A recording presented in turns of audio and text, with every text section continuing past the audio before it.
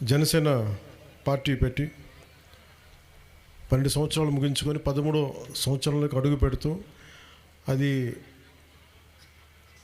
లక్షల మంది జనం మధ్య కాదు, మన నందిగరువు గ్రామంలో డోలీ మోతలకు కూడా డోలీ మోతలతోటి సతమతమే గ్రామానికి విముక్తి కల్పించి అలాంటి గ్రామస్తుల మధ్య 40 కుటుంబాల మధ్య జరుపుకొని నేను మీ ముందుకు వచ్చాను. ఒక మనస్ఫూర్తిగా నాకు పార్టీ పెట్టిన తర్వాత ఎంత దూరం ప్రయాణిస్తాం ఏమవుద్దో కూడా తెలియదు, కానీ ఈరోజు నాకు చాలా తృప్తిగా ఉంది, చాలా సంతోషంగా ఉంది. ఒకళ్ళని తలుచుకుంటే మీలాంటి యువత, ప్రజానీకం, ప్రజలు, అన్నదమ్ములు, ఆడపడుచులు మీరు మద్దతుగా ఉంటే 70 సంవత్సరాలుగా రోడ్డు లేని ఈ రోడ్డుకి ఒకసారి ఫోటోలో చూస్తే ఇది ఏ రోడ్డా అని చెప్పి దాని మీద కామెంట్స్ కూడా ఉన్నాయి. నేను కూడా అడిగాను, మన ఉన్నతాధికారులు కూడా అడిగాను, మన ప్రిన్సిపల్ సెక్రటరీ గారిని కూడా, సార్ ఇది నిజంగా రోడ్డు వేసారా లేదంటే ఏఏలో క్రియేట్ చేశారా అని. ఎందుకంటే అంత క్లీన్గా ఉంది రోడ్డు. అంటే ఇది ఎందుకు చెప్తున్నానంటే నేను వచ్చి ప్రత్యక్షంగా పర్యవేక్షించి, అలాగే మనకి జలజీవన్ మిషన్ నీళ్ళు ఎలా వస్తున్నాయి, ఏం వస్తున్నాయి, ఇవన్నీ పరిశీలించడానికి వచ్చాను. ఇది మీకు భరోసా ఏం కల్పిస్తుంటే ఇక్కడ సమస్యలన్నీ రాత్రికి రాత్రి తీరవు. ఇవన్నీ కష్టపడి నిలబడి తీర్చే సమస్యలు ఇవన్నీ. మేము ఈరోజు మీకు ఈ భరోసా ఏం కల్పిస్తే, రోడ్డు వేసినప్పుడు మీకు ఒకటే భరోసా ఏం కల్పించాలంటే ప్రధానమంత్రి గారి సహకారం కానీ, ఈ రోజున ఈ పర్టికులర్ పథకం పూర్తిగా 90% కేంద్ర ప్రభుత్వం ప్రధానమంత్రి గారి నేతృత్వంలో జరిగే నిధులు, వారు ఇచ్చే నిధుల నుంచి ఈ రోడ్లు వేయగలిగాం. ఇదే నిధులు ఇంతకుముందు కూడా ఉన్నాయి, ఇంతకుముందు కూడా ఉన్నాయి ఇదే నిధులు. ఎందుకు వేయలేకపోయారంటే ఆ డబ్బులు వాళ్ళు ఏం చేసుకున్నారో మనకు తెలియదు, మీకే వాళ్ళ నాయకులు ఎప్పుడు రోడ్ల మీదకి వస్తే అడగండి. మనం అదే నిధుల్ని మళ్లించకుండా ఇది మన పర్టికులర్లీ పీవీటీజీ గ్రూప్స్కి ఇవ్వాలి, వారి అభివృద్ధికి తోడ్పడాలన్న ఒక్క సదుద్దేశంతో ఈరోజు వచ్చి వాళ్ళు 5 సంవత్సరాలు ఉన్నారు, ఒక్క రోడ్డు వేయలేకపోయారు. ఈరోజు మనం వచ్చి మనం దాదాపు 200 మన పార్వతీపురం ఎన్ని చేసాం sir? How many kilometres we laid? Last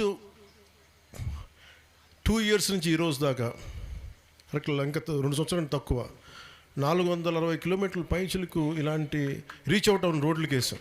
అంటే దీన్ని బట్టి నేను ఇది మీకు ఏం చెప్తానంటే ఇంకా వేయాల్సిన రోడ్లు చాలా ఉన్నాయి, నీళ్లు ఇవ్వాల్సిన నీటి కనెక్షన్లు చాలా ఉన్నాయి, పిల్లలు స్కూల్స్ని కొత్తగా పెట్టాల్సిన అవసరాలు ఉన్నాయి, ఒకటిగా సమస్యలు అనేకం వస్తూ ఉన్నాయి.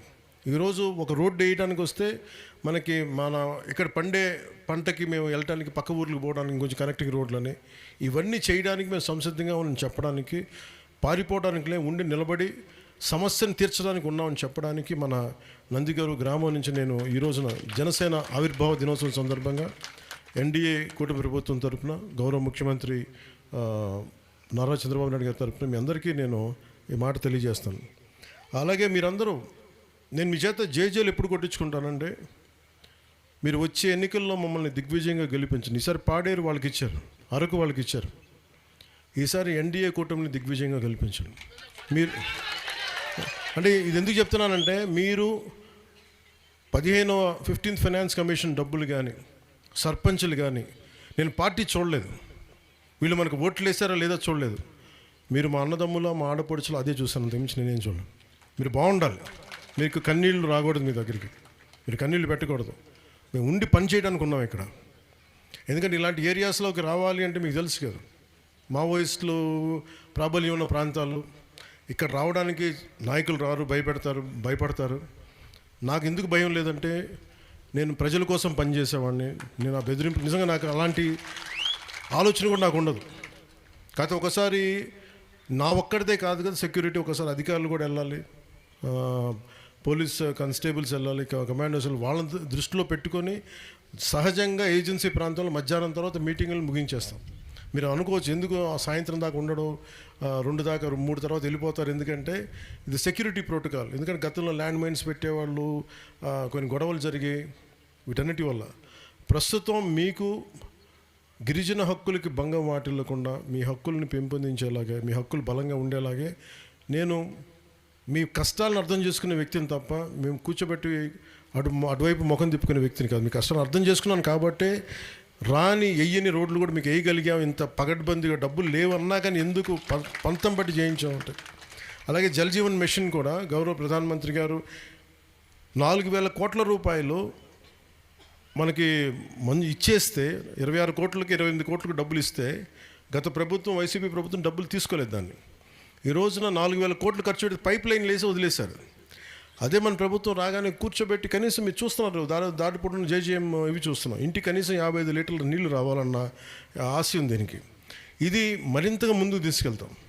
కనీస వసతులు, కనీస రోడ్లు, మీరు దాటిపొడవునా నాకు వచ్చేది డ్రైనేజ్ సమస్యలు ఉన్నాయి, స్కూళ్ళ సమస్య ఉంది, లేదంటే స్కూల్ బిల్డింగ్లో సమస్యలు ఉన్నాయి, లేకపోతే అంగన్వాడీ సెంటర్స్ సమస్యలు ఉన్నాయి. అలాగే కూర్చోబెట్టి పెన్షన్స్ సరిగ్గా కొంతమందికి రావట్లేదు. ఇవన్నీ కూడా ఎప్పటికప్పుడు అధికారుల చేత సమీక్షలు జరుపుతూ మీ సమస్యని తీర్చడానికి అనుక్షణం మేము పనిచేయడానికి మేము సంసిద్ధంగా ఉన్నాం. మీరు మా మీద ఈ ప్రాంతంలో ప్రత్యేకించి కూటమిని గెలిపించకపోయినప్పటికీ కూడా మీకోసం మేము కూటమి ప్రభుత్వం పనిచేస్తుంది. మనస్ఫూర్తిగా మీకోసం ఉంటాం, మీకోసం పనిచేస్తాం.